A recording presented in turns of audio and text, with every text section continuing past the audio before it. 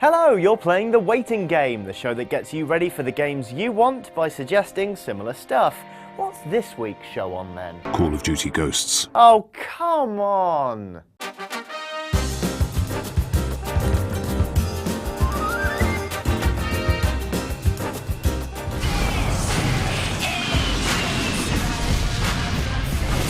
Yes, hot on the heels of the Battlefield 4 episode we did a couple of weeks back, it's time to take a look at another captivating, beautifully unique first-person shooter. This time, Call of Duty Ghosts.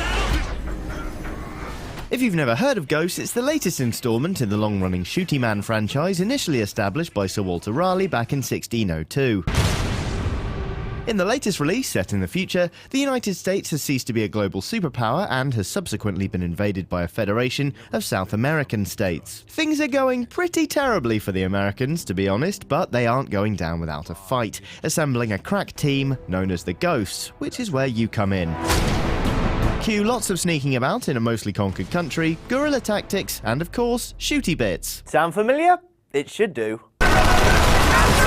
Our first recommendation this week is Homefront, a game where you play as a member of a guerrilla fighting team trying to liberate the United States of America from its cruel invaders. Only this time they're North Korea. Not only is the plot very similar to that of Ghosts, the approach of your team in battle, i.e. infiltration rather than all-out warfare, makes the two games a pretty good gameplay match. Homefront is not without its limitations. It's pretty short and tends to hold your hand throughout, but it does some pretty interesting things tonally and is probably worth ripping through before those pesky COD ghosts come to haunt you in November. Moving on, also telling the story of a small team moving through extremely dangerous territory is Bravo 2-0. Both a book and a film, it's based on the real-life experiences of 8 SAS operatives deployed into Iraq during the first Gulf War in 1991. While gathering intel, they find themselves compromised and try to get evacuated while facing mounting resistance from local forces. Aside from being a fascinating read, or watch, and an area of some controversy, it may help you think more about your team as a whole in Ghosts, rather than just a one-man killing machine, as protagonists tend to be in Call of Duty games. Talking of the team, they're less of a rolling army than we've seen in previous COD iterations. You shouldn't expect to be backed up by a massive truck called Honey Badger every step of the way, for instance.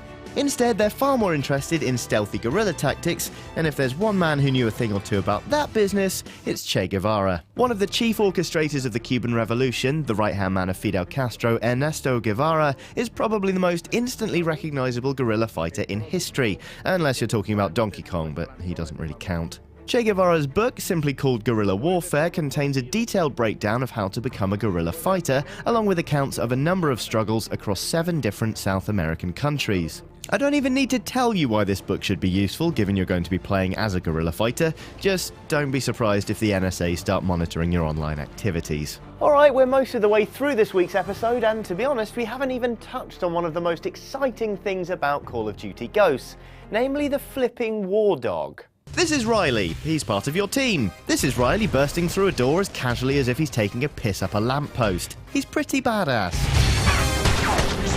So, however can you curb your excitement for Action Dog Adventure Times before COD Ghost launches? Well, how about The Legend of Zelda Twilight Princess? Yeah, okay, you'd have to plug your Wii back in, but look!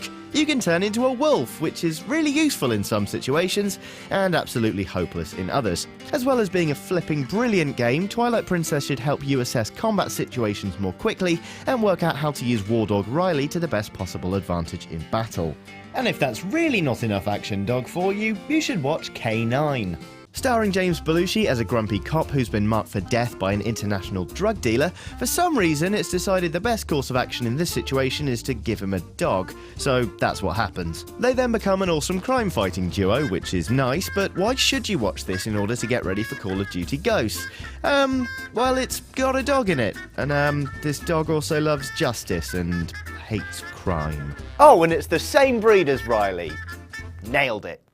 Okay then, that's your lot for this week. Hopefully you should be able to stay busy until Call of Duty Ghosts launches. I'll be back next week, but if you want to check out any of our recommendations, you can see them all in one handy list on Amazon. Just follow the link on screen now. As ever, feel free to make your own recommendations by leaving a comment or tweeting with the hashtag GSWaitingGame. Be sure to tell us what other games you're looking forward to as well. Bye now.